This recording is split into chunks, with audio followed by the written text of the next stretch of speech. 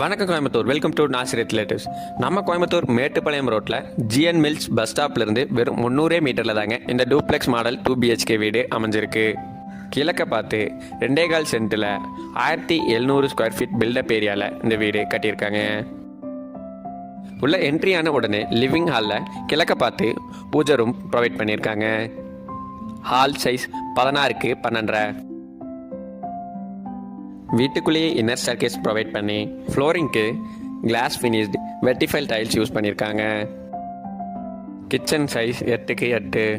இந்த வீட்டோட அழகே அதிகமாக designs and multi colour paintings கொடுக்காம ரொம்பவே சிம்பிளாகவும் நீட்டாக யூனிக்காக பண்ணியிருக்காங்க.